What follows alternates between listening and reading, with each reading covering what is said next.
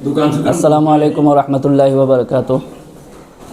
নাহৰণি আঞ্চলিক উলামা ইছলাহ মুআছাৰাৰ সৌজন্যত নাহৰণি ফটো জামে মছজিদ জামাতৰ সহযোগত আজি 6 মাহৰ আগৰ পৰা প্ৰস্তুতি চলাই থকা মক্তব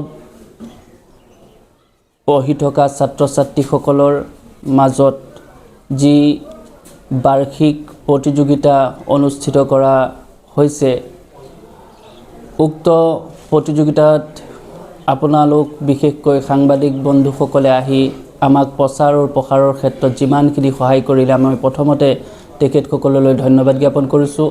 লগতে যিমানসকল ৰাইজে আমাৰ এই অনুষ্ঠানৰ বাবে দোৱা কৰিলে, সৎভাৱ দেখুৱালে, বহুসকলে বহু ধৰণৰ বুদ্ধি দিলে, এই সকলোলৈকে মই এই চেগতে আন্তৰিক ধন্যবাদ জ্ঞাপন কৰিছোঁ। আমি 6 মাহৰ আগত দুটা পৰ্যায়ত প্ৰতিযোগিতা অনুষ্ঠিত কৰাৰ সিদ্ধান্ত লৈছিলোঁ আৰু 6 মাহ ধৰি মুক্তবৰ শিক্ষকসকলে বহুত মেহনত কৰিলে আৰু আজি তাৰ ফল আমি দেখিছোঁ। আমাৰ ইয়াৰ উদ্দেশ্য হৈছে যে এজন ছাত্ৰ ছাত্ৰী সৰু অৱস্থাৰ পৰাই পঢ়াৰ ক্ষেত্ৰত কেনেদৰে আগবাঢ়িব লাগে তাৰ এটা গত যাতে লাগি যায়। অকল কোৰাণৰ শিক্ষাই নহয়, কোৰাণৰ শিক্ষাৰ লগতে যিখিনি আমাৰ পাৰ্থিৱ জগতৰ শিক্ষা আছে, এই শিক্ষাখিনি লোৱাৰো এটা পদ্ধতি সিহঁতৰ জীৱনত যাতে আহি যায়, সেইখিনিৰে আমাৰ প্ৰচেষ্টা।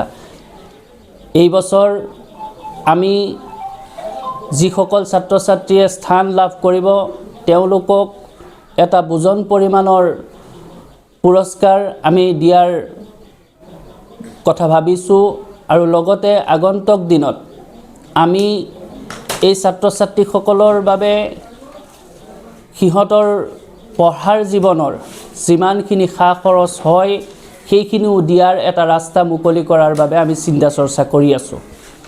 যদি এজন ছাত্ৰই ভালদৰে ডক্টৰ হ'ব বিচাৰে, আমাৰ এই অনুষ্ঠানৰ মাধ্যমেৰে যাতে আমি সিহঁতক এজন ভাল ডক্টৰ বনোৱা, এজন ভাল ইঞ্জিনিয়াৰ বনোৱাৰ লগতে কোৰাণৰ শিক্ষাৰে শিক্ষিত কৰি দেশৰ এজন সুনাগৰিক, ইছলাম মুছলমানসকলৰ এজন ইমানৱালা যাতে গঢ়ি উঠাব পাৰোঁ, তাৰে আমাৰ মূল উদ্দেশ্য আৰু লক্ষ্য। গতিকে মই অসমবাসী ৰাইজৰ লগতে সমূহ ৰাইজক দুৱাৰ অনুৰোধ জনাইছোঁ যাতে আমি এই পদক্ষেপ নিস্বাৰ্থভাৱে আগবঢ়াই নিব পাৰোঁ, তাৰ কাৰণে সকলোৱে দোৱা কৰিব। শেষত সকলোলৈ আকৌ এবাৰ ধন্যবাদ জ্ঞাপন কৰি মই মোৰ বক্তব্য ইমানতে শেষ কৰিছোঁ।